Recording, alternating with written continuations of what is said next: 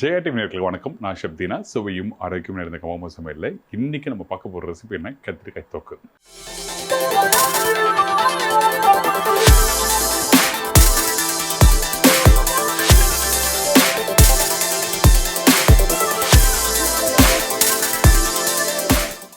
இந்த கத்திரிக்காய் தொக்கு நீங்கள் ரெகுலராக பண்ணுற மெத்தடில் இல்லை. இன்றைக்கி நம்ம என்ன பண்ண போனால் இந்த கத்திரிக்காய் தொக்குக்கு வெங்காயம், தக்காளி, முந்திரி பருப்பு இதெல்லாம் போட்டு நல்லா வேக வச்சு அரைச்சி யூஸ் பண்ண போகிறோம்.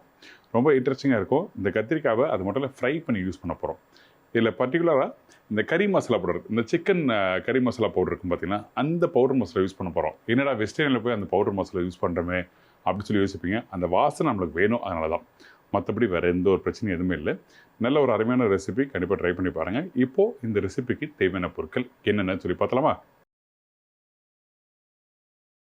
கத்திரிக்காய் தொக்குக்கு தேவையான பொருட்கள்: கத்திரிக்காய் 1/4 கிலோ, வெங்காயம் 1 நம்பர், தக்காளி 2, பச்சை மிளகாய் 2 நம்பர், இஞ்சி ஒரு சின்ன துண்டு, பூண்டு 5 பல்லு, முந்திரி பருப்பு ஒரு 20 நம்பர், மஞ்சத்தூள் சிறிதளவு, மிளகாய் பவுடர் 3/4 டீஸ்பூன், மல்லித்தூள் 1 டீஸ்பூன், கறி மசாலா பவுடர் 1 டீஸ்பூன், கருவேப்பிலை தாளிப்புக்கு தேவையான அளவு, கொத்தமல்லி தேவையான அளவு, உப்பு தேவையான அளவு, கடலெண்ணெய் சமைக்கிறதுக்கு தேவையான அளவு.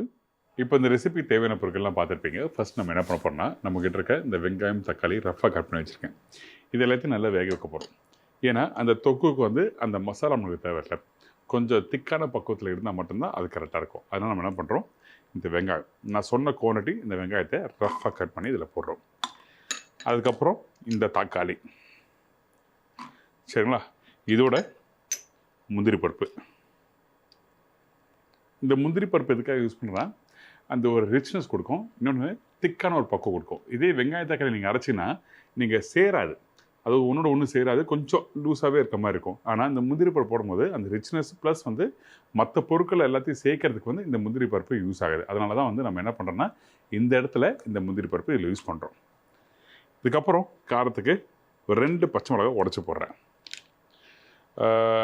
சும்மா ஒரு 2 கருவேப்பிலை, கொத்தமல்லி அப்புறம் போடலாம், வேணா இப்போ கொஞ்சம் போட்டுங்க, ஒன்றும் தப்பு இல்லை. இதெல்லாம் போட்ட பிறகு அடுப்பை ஆன் பண்ணுறோம். பண்ணிவிட்டு இந்த இடத்துல அந்த வெங்காய தக்காளி வேகிறதுக்கு தேவையான அளவுக்கு கொஞ்சமாக தண்ணி ஊற்றுறோம். அதிகமான தண்ணி வேண்டாங்க, சரிங்களா? ஏன்னா அதிகமாக தண்ணி ஊற்றணும்னு வச்சுங்க, அப்போது தண்ணி எக்ஸஸ் இருந்தால் நீங்கள் எடுத்து வெளியே ஊற்றுற மாதிரி ஆகிடும். அப்போது அந்த ஸ்டாக், அதாவது அந்த வெஜிடபிள்ஸில் இருக்க அந்த வெங்காயம், தக்காளி, அந்த முந்திரி பருப்பு, கருவேப்பிலை, அந்த வாசனை எல்லாமே வெளியே போயிடும்.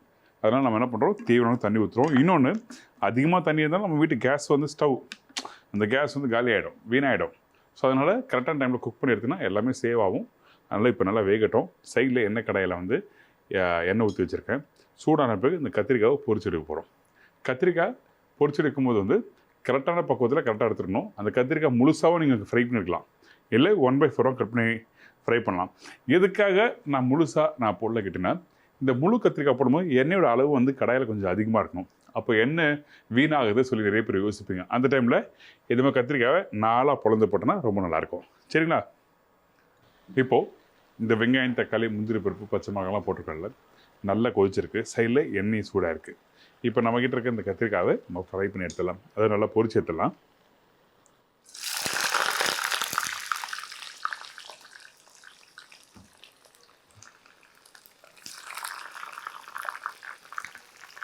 இந்த கத்திரிக்காய் போட்ட பிறகு ரொம்ப அதிகமாக ஃப்ரை பண்ணக்கூடாது.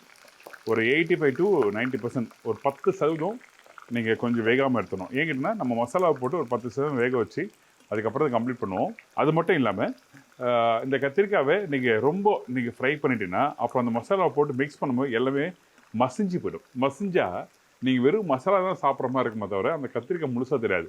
அந்த கத்திரிக்காயோட அந்த மசாலாவை எடுத்து அப்படி கடித்து சாப்பிடும்போது ரொம்ப நல்லாயிருக்கும். ஸோ அதுக்காக தான் நம்ம என்ன பண்ணுறோம், இந்த மாதிரி கத்திரிக்காவை ஃப்ரை பண்ணுறோம். அதுவும் பக்குவமாக ஃப்ரை பண்ணி எடுத்துடணும், சரிங்களா? இப்போ அடுத்தது இந்த வெங்காயம் தக்காளி பாருங்கள். இந்த வெங்காயம்லாம் தக்காளியும் நல்லா வதங்க, அதாவது நல்லா வேக நல்லா பழுத்த மாதிரி வந்து தோல் சுருங்கி இப்படி வந்துடும் பாருங்கள். இந்த மாதிரி வரணும். தோல் எடுத்துனா தனியாக வரணும். ஸோ அப்போ ரெடி ஆகிடுச்சுன்னு அர்த்தம். இன்னும் 2 நிமிஷம் நல்லா வேகட்டும். அதுக்கப்புறம் எடுத்து நம்ம அரைக்க ஆரம்பிச்சிடலாம். இப்போ இந்த கத்திரிக்காயும் நல்லா கலர் மாறுது. இந்த மாதிரி ட்ரை ஆன பிறகு நம்ம என்ன பண்ணுறோன்னா, இந்த வெங்காயம் தக்காளி நம்ம எடுத்துடலாம்.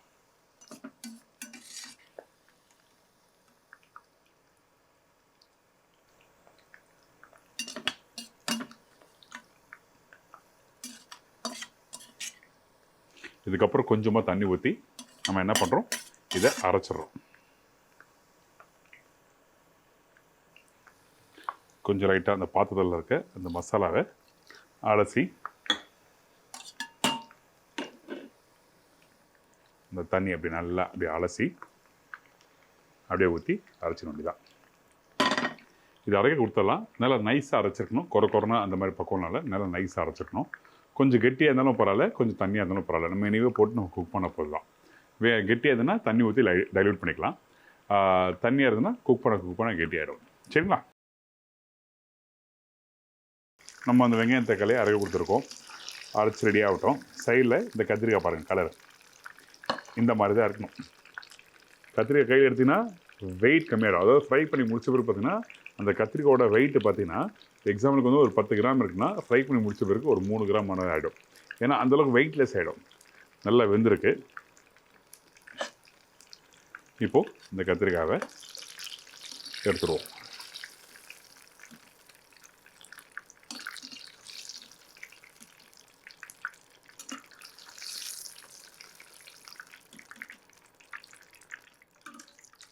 அவ்வளோதான்.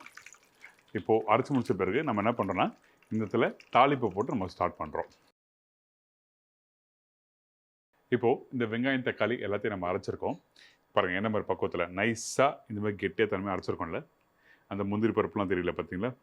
இந்த மாதிரி பக்குவத்தில் அரைச்சி முடிச்ச பிறகு நம்ம என்ன பண்ணுறோன்னா இப்போது தாளிப்பு போட போகிறோம். இந்த தாளிப்பை வந்து முழு கரம் மசாலா தாளிப்பு போடுறோம். பட்டை, லவங்கம், ஏலக்காய் சும்மா 2 சின்னதாக போட்டால் போதும், அதிகமாக வேண்டாம். சரிங்களா? சும்மா ஒரு பிரிஞ்சி இலை சின்ன துண்டு, 2 லவங்கம், ஒரு ஏலக்காய், பட்டை, இதுக்கப்புறம் இஞ்சி பூண்டு பேஸ்ட்டு. கரெக்டான கொஞ்சம் சூடில் இருக்கும்போது நம்ம என்ன பண்ணுறோன்னா அந்த இஞ்சி பூண்டு அந்த எண்ணெயிலே போட்டு நல்லா வதக்காமிங்க. இந்த இடத்துல நம்ம என்ன பண்ண போகிறோம், மசாலா போட போகிறோம். இந்த மசாலா போடும்போது இந்த ஆயிலோட ஃப்ளேம் வந்து கொஞ்சம் கம்மியாக இருக்கணும். ரொம்ப சூடாக இருக்கக்கூடாது. எண்ணெய் சூடாக இருந்ததுன்னா இந்த மசாலா போட்டோன்னு தீஞ்சு போகிறதுக்கு வாய்ப்பு நிறைய இருக்கும். அதனால் நம்ம என்ன பண்ணுறோன்னா கொஞ்சம் மிதமான சூடில் நம்மக்கிட்ட இருக்க இந்த மஞ்சத்தூள், மிளகாய் பவுடர், மல்லித்தூள், அதுக்கப்புறம் கறி மசாலா பவுடர், அந்த சிக்கன் மசாலா பவுடர் சொல்லுவோம்ல அந்த மசாலாவை இதில் போடுறேன்.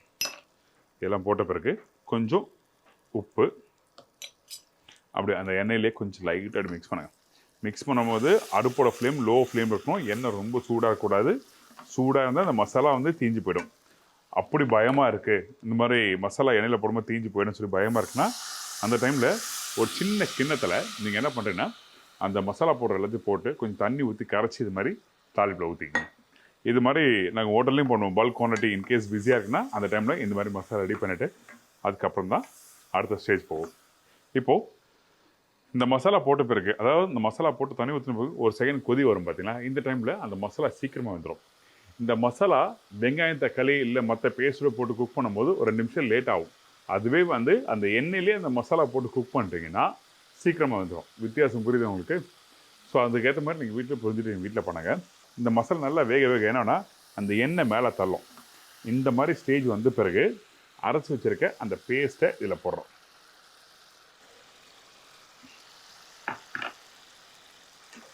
பாருங்கள், ஃபஸ்ட் இந்த மசாலா இதில் போட்டிருக்கேன். இந்த மாதிரி போட்ட பிறகு அந்த மசாலா அந்த அரைச்சி வச்சுருக்க அந்த பேஸ்ட்டை போட்டு நல்லா குக் பண்ணணும். குக் பண்ணும்போது கொஞ்சம் தண்ணி தேவைப்பட்டால் தண்ணி கொஞ்சம் போட்டுக்கலாம். ஆனால் இந்த மாதிரி நல்லா மிக்ஸ் ஆகி நல்லா வேகும் போது நம்ம என்ன பண்ணுறோன்னா நல்லா மிக்ஸ் பண்ணிகிட்டே இருக்கணும். இல்லை என்னன்னா கீழே அடி பிடிக்கும். அதுக்கப்புறம் வந்து அதே டைமில் அந்த மேலே தெளிக்கும். ஸோ இப்படி மிக்ஸ் பண்ணும்போது சீக்கிரமாக வேகவும் செய்யும்.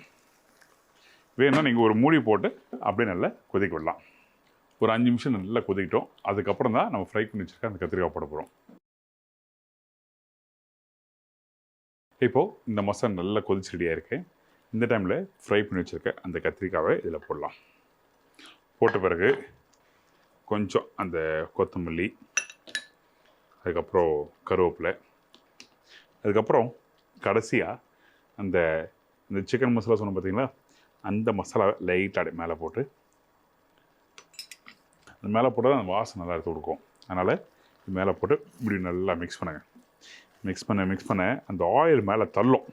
சூடு ஆறின பிறகு அந்த ஆயில் வந்து மேலே தள்ளும். இது மாதிரி போட்ட பிறகு ஒரு 2 நிமிஷம் நல்லா சூடாகட்டும், கொதிக்கட்டும். அதுக்கப்புறம் நீங்கள் அடுப்பை ஆஃப் பண்ணிட்டு எடுத்து சர்வ் பண்ணால் சூப்பராக இருக்கும். இப்போது இங்கே பாருங்கள், அந்த எண்ணெய் அப்படியே அந்த மசாலா அப்படி கொதிக்க இந்த மாதிரி வரும். இந்த மாதிரி வரும்போது அடுப்பை ஆஃப் பண்ணிட்டு அப்படியே எடுத்து அழகாக எடுத்து சர்வ் பண்ணுறது தான்.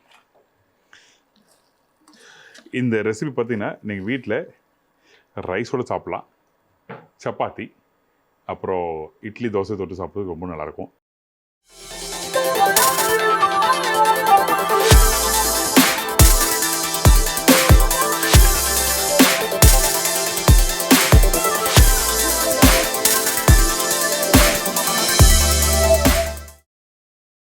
அவ்வளோதாங்க இந்த கத்திரிக்காய் தொக்கு. பார்த்தீங்களா, நீங்கள் ரெகுலராக பண்ணுற மெத்தட் இல்லை, இந்த மெத்தட் நீங்கள் ட்ரை பண்ணி பாருங்கள், உங்கள் எல்லாருக்கும் ரொம்ப பிடிக்கும். இதே மாதிரி இன்னொரு நாள் ஒரு புது ரெசிபி சந்திக்கிறேன். நன்றி, வணக்கம். See you, bye, take care.